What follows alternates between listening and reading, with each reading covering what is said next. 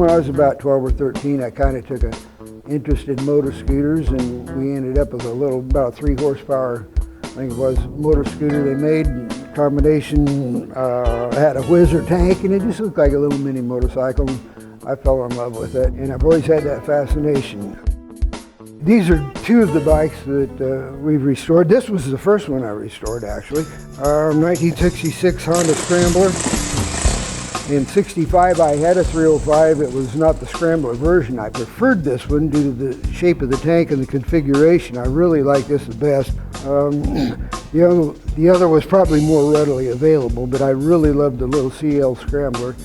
And it was in pieces, literally boxes of pieces. But everything about it was there. And let me point out, the headlight is metal. That's not plastic. The side covers are metal. They're not plastic.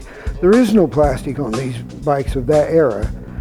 And I couldn't find anything missing.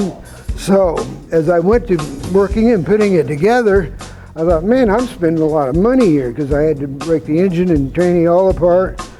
I thought, gee, all I'm spending, I'd really like to have this titled. So I got a hold of state police, and lo and behold, pretty soon I got a trooper out there, and they're photographing all the numbers and all that, and they said, well, it's not stolen. I said, well, thank goodness, I get to keep it. It's fun to ride. Again, it brings your memories back to when you were a youngster. How was it you said you justified buying this 1966 bike? Well, in 1966, I had the brainchild. I thought, I'm going to join the Marine Corps. I saw all this stuff going on TV, and I thought, I'm going to be a part of history. So believe it or not, that's the best logic I can come up with. I went in and joined the Marine Corps,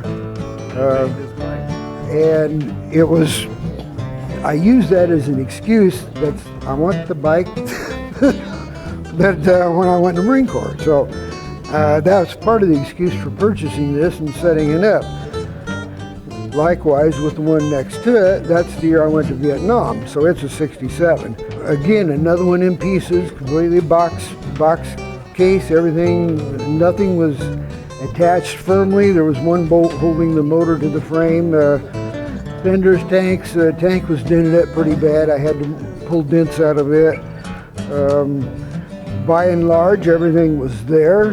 It just was in terrible, sad shape.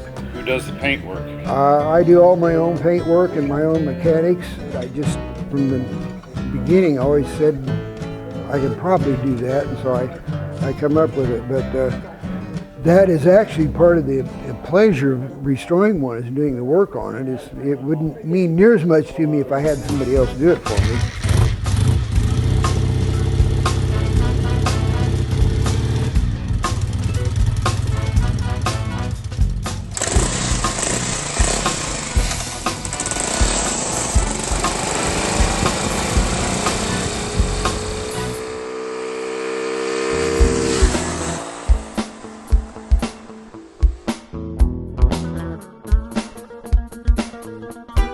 Hello, WillieBCreative here. Thanks for watching my entertaining shorts. Hysterical, historical, informational, who knows what. Please subscribe. How about Bob Rutherford? I did another video with his brother Chuck. They both build bikes.